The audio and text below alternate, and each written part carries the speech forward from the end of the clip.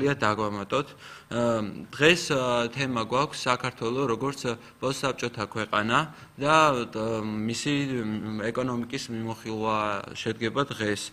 ჩვენთან სტუმრად არიან ეკონომიკური პოლიტიკის ექსპერტთა ცენტრის წარმომადგენელი ექსპერტები, მათი გარდავა ცენტრის პრეზიდენტი რამაზ გერლიანი ექსპერტი. საქართველოს როგორც პოსტკომუნისტური ქვეყანა თუ შეიძლება დაგვიხასიათეთ, ანუ დღესდღეობით როგორი ეკონომიკური მდგომარეობაა საქართველოში. კი ბატონო, მოგესალმებით, მივესალმებით თქვენს მსმენელს. მოგესალმებით, საქართველოს ზოგადად ეს არის პოსტკომუნისტური ქვეყანა, ანუ ეს არ არის უბრალოდ ასე თქვა ჩვეულებრივი ეკონომიკის მქონე ქვეყანა. და საქართველოს როგორც პოსტკომუნისტური ქვეყანა ხასიათდება თავისი სპეციფიკით და ერთი მთავარი სპეციფიკა მე მინდა გამოვყო, რომელიც ასე თქვა ჯერ კიდევ ეკონომიკისთვის როგორც მეცნიერებისთვის არის შეუსწავლელი. მე ამ შემთხვევაში წარმოადგენ ეკონომიკური პოლიტიკის ექსპერტთა ცენტრის უშუალო პოზიციას, რომელიც არის ურყევი და ძალიან დიდი ხანია ჩვენ ამ პოზიციაზე ვართ. მთავარი სპეციფიკა რაც საქართველოს როგორც პოსტკომუნისტური ქვეყანას ახასიათებს, ეს არის უშუალოდ ქონების ტრანსფორმაცია. მოგეხსენება თქვენ, რომ დღეს ჩვენ ვიმყოფებით სახელმწიფო ქონების კერძო საკუთრებაში ტრანსფორმაციის ეტაპზე. აი ეს ეტაპი ხასიათდება ყველაზე ასე ვთქვათ რთული, ყველაზე დიდი საშინელებით, რომელიც ჯერ კიდევ ერთხელ მეორე მეცნიერებისთვის არის შეუსწავლელი. რაზე მაქვს საუბარი? მას შემდეგ რაც ჩვენ გადავედით საბაზრო ეკონომიკაზე, სახელმწიფოს ხელთ კონცენტრირებული იყო უზარმაზარი ქონება. დაიწყო ამ ქონების ტრანსფორმაცია კერძო საკუთრებაში და მოხდა ერთი ასე ვთქვათ ძალიან მნიშვნელოვანი რამ, რასაც ქვია ბაზარზე ქონების ჭარბი მიწოდება. უზარმაზარი ქონება ეს არის საწარმოები და ნადგარები, ქახლები, მათ შორის მიწა, რის გამოც სოფლის მეურნეობას ჩვენ დღეს ვერ ვავითარებთ და დიდი ხანი ალბათ ვერც განვავითარებთ, სამწუხაროდ გაგვიჭირდება მიაწყდა ბაზარს.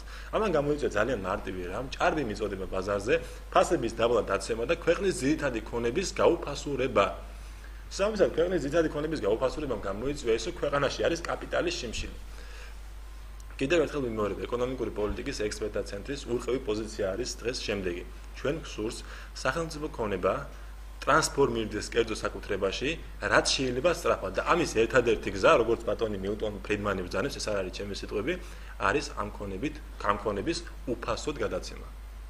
უფასოდ გადაცემის შემთხვევაში რამდენად გაიზრდება თვითონ ამ ქონების ფასები, იმიტომ რომ თუ ქვეყანაში არის კაპიტალის შიმშილი, როგორც თქვენ ბრძანეთ, შესაბამისად გამომდინარეობს, რომ არ არის ფული. რამდენად გაიზრდება ფასები ამ შემთხვევაში? ძალიან კარგი შეკითხვა არის, აბსოლუტურად ასე ვთქვათ, სუსტად დასმული შეკითხვა.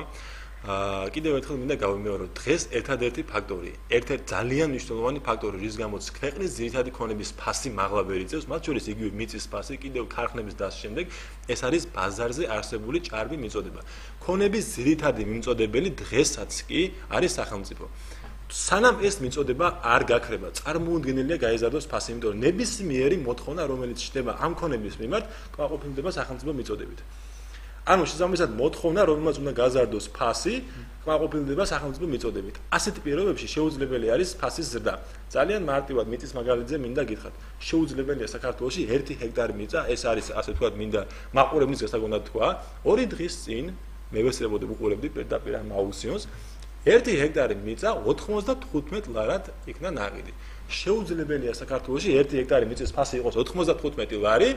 და ასე ვთქვათ, ევროპაში პრაქტიკულად შეუძლებელი იყოს 1 ჰექტარი მიწის ყიდვა.